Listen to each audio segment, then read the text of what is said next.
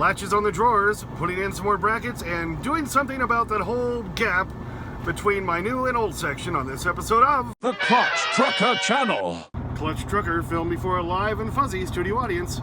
That is Rusty, the world-famous meatball dog. Hey YouTube, Clutch Trucker here. Thanks for tuning in to another edition of the Clutch Trucker Channel. Alright, well, I'm going to show you my drawers here, because I painted them last night. They were dry enough this afternoon, I was able to put them into place. They look really good. Let's take a look. Alright, so there they are, painted with knobs on them in place. I think they look pretty good. Got a little bit of trim action, like right up there and right down there. But otherwise, I think they look pretty good. They go in pretty flush. And so now I just got to put some latches on there, and I think I found a good option. Now, John Holgren had suggested something called turn buttons, and they're essentially like a straight thing that you can go straight up and put down to lock, you know, right against on the side board next to the drawer. Well, I went to Menards, and of course they didn't have that. But what they did have was something called a sash lock. And if you can see what that looks like, you might say that kind of looks like a window sash lock or window lock, and that's exactly what it is. If you look on the back, it shows a little picture where you put that on a window. But because it has a little thing I can just turn with one hand, one thumb, to undo, and then pull the drawer open, and then close it and latch it back up, and you can mount it flush on the outside of the drawer and against that side board, I think these are going to work pretty well. Yeah, I would like to point out, not quite as cold as last night, but still chilly. Here's what it is.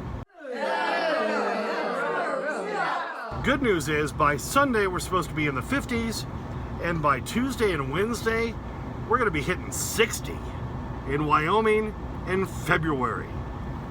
Yeah, baby. So I talked to John Holgren again tonight, and I sent him some pictures of what I had found, and you know how you have these two pieces that'll latch to hold a window. And in talking to him, and I sent him pictures of the front side and the back side, we both kind of realized that I don't even need the latch piece, this one, because this sticks out in this position, you can see, over this edge. This edge would go along the side board. Now, if you turn it the other way, if I can do it fairly quickly here, okay, you can see that side edge is clear. This is kind of a rounded edge, meant to catch the latch this way. Okay, but I realized when talking to John, I don't have to use that other edge at all, because all I need this to do is to keep the drawer from sliding out while I'm going down the road, especially while making right turns. So if I put that on the sideboard like this, then when you turn it back the other way, okay, not easy to turn by itself without it mounted. Okay, but as I do that, now, that edge, you can see here, look, this covers that. So that'll keep the drawer from opening. I don't even have to use the other piece. I just have to mount this one, and that'll hold my drawer from opening while going down the road. So, I think it's a brilliant idea, and we're going to install those. Alright, so I'm just going to install this here on the side board right next to the drawer. Here's the drawer. Because it just has to stick over the drawer enough to keep it from popping out while I go down the road. So I'm going to put it about midway down the drawer, so it'll be easy to reach. Okay, so you can see I've installed that. We don't need the other piece because this hangs out over the drawer. So I just slide that down, the drawer can open. Slide the door closed. Alright, and then we just turn that. It hangs out over the drawer just enough so the drawer can't fall open while I'm going down the road. Just thumb switch, and the drawer comes open. So I really thank John for letting me call him and bug him and talk to him about this, because I think this is a brilliant solution. It's a window latch, but it makes a great door latch. Now I'll put one down there on the bottom drawer. Okay, got the bottom drawer one installed. So it's right now in the locked position. So see, you can't pull the drawer out. It stops. Just turn this, and the drawer comes right out. How about that? Now this is a nice big drawer. Look at that. How much space I have in there. This will be my snack drawer while I'm going down the road. We just push it closed, lock it up, and there you go. Can't open while I'm going down the road. So a great solution for both of those drawers with this great little window lock. So now I'd say my drawers are complete. They've got little locks on them that are easy to turn. Look at that. How easy is that? Bang, the drawer opens. It's a beautiful thing. Just turn it back the other way. Bang, it's locked. Same with the bottom one. It's locked right now. Open it up. Drawer comes out. Easy to reach from my driver's seat. Here I am. Here's my knee while I'm driving. You just close it up and turn the lock. Now it can't open while I'm driving down the road. It's a beautiful thing. It's so nice when things just work out like they should. So much of this project, so many things haven't worked out like they should, and I have to keep making adjustments, working with it, blah, blah, blah. But boy, that was nice and easy. It took me all of, 5 minutes at most to install both of those latches, and they keep the drawers from coming out while I'm going down the road, especially on right turns. When I had those plastic drawers from Walmart, I'd make a right turn, floof, they all would shoot right out. So this is going to be a wonderful thing. All right, something else about it, Menards tonight. I'm going to install, when I built this sideboard section for the drawers and added this back to it, so I'd have a little lip here. I'm going to put a paper towel holder right here is what this is going to be. One of those upright ones with a wood bottom that I can screw down to this step, because I don't need the whole step on this side to go up. So that's what's going to go here. But this board, because you can see it's against this wall and this wall, when I mounted this side one here, and I had already pre-done this one here attached to that, well, here's the problem. See, it moves. And it's going to rattle while I go down the road. So I need some way to attach this to this. I didn't have the right kind of bracket. So I'll show you what I found. This is what I had in mind. I had no idea what they were called. But I thought they were kind of like a decorative bracket. All right. It's hard to see in the package. I'll take them out. Okay, this is what it looks like. These are actually called chair braces. I had no idea. I've just seen them before. They're kind of decorative. They look nice. But I can put this on the top of that board and then against the other board. And it's an angle bracket, and screw it in.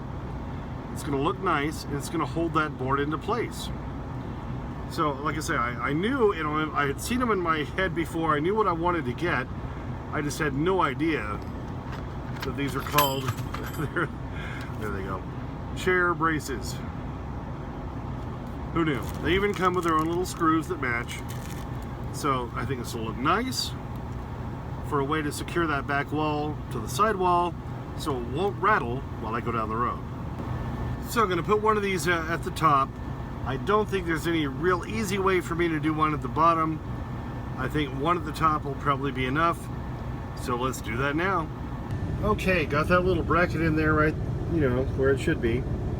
So it's going to hold that back wall in place so it won't rattle around up against that wall.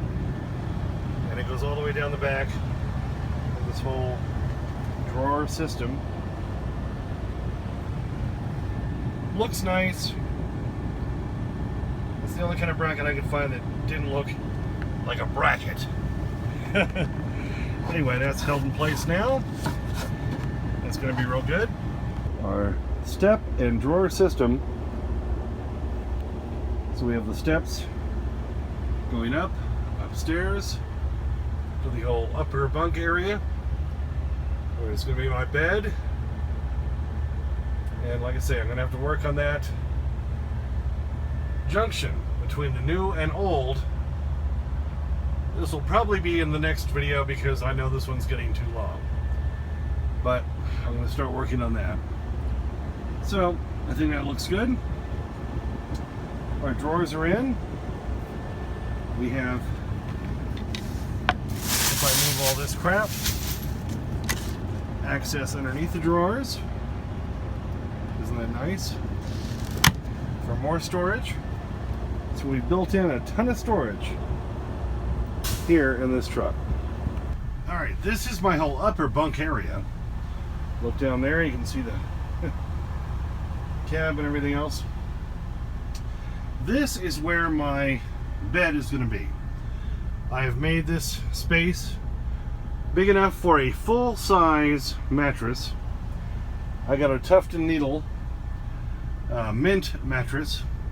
I've used those for 5 years. I love them. So I just got a bigger one. You can see right there, look there. That's the cut between the old section of the truck and the new section of the truck. Goes all along up here and down this wall. I need to cover that in something, and I'll show you what that'll be in a minute. Just FYI, here's my upstairs nightstand area that bridges the gap between the new and the old, so I can put stuff up here. I've got a lip here and a lip here, so it won't flail around while I'm going down the road. There's my little nightstand door, so I have access to some more storage down there, which is oh so nice. And of course I have the closet right over there in the back. That's what's happening up here. So let me show you my solution for this gap. I've got this batting, as they call it, Polyfill Extra Loft 100% polyester quilt batting. I've used this in various places on the truck so far, like that beam behind me, right there, to pad it a little bit, you know, so that if I whack my head, it won't hurt as much. So I'm going to use this stuff covered by this gray vinyl for the gap. So that's what I'm going to do. This matches really close to what's up here and for the main beam and everything else, so that'll look nice. It'll fill up that gap. It'll make it kind of like a boot between a pickup and a camper or something, and so this is what I'm going to do. But like I say, I think this video is running too long, so we're going to get to that in the next video. Progress continuing. We're getting almost there. Not much left inside to be done. And so I really think I will be back on the road within a week to 2 at most. And the weather's going to be good again, so I can finish the outside box, put all the diamond plate on. It's going to be a beautiful thing. Well, thanks for tuning in for that one. Yeah, a little more progress as we keep going. And it's been a couple of videos since Rusty's been out here. I know he's cold, but wanted to at least show you he's still alive and everything. And so you'll get your begging strip, so that's the good news, right? Yeah. Thanks for tuning in. As always, please subscribe, please like and comment. I get your comments within 24 hours while doing this project. Clutch Trucker on Instagram, Clutch Trucker on Twitter, and as always, sniff that magic YouTube fairy dust. Clutch and Rusty, out. People against goodness and normalcy. P-A-G-A-N. Pagan. All right, he's anticipating, poised and ready. There's the begging strip. Oh, go get it. There he goes. Ah, yes. You'll brave the cold for that, won't you? Yep. Yum, yum, yum.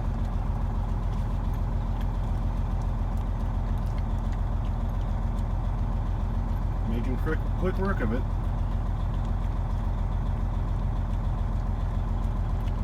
All right, you get it all? I think you got it. we get a happy dog look? Rusty, look up here. Well, I'm gonna jump down first, huh?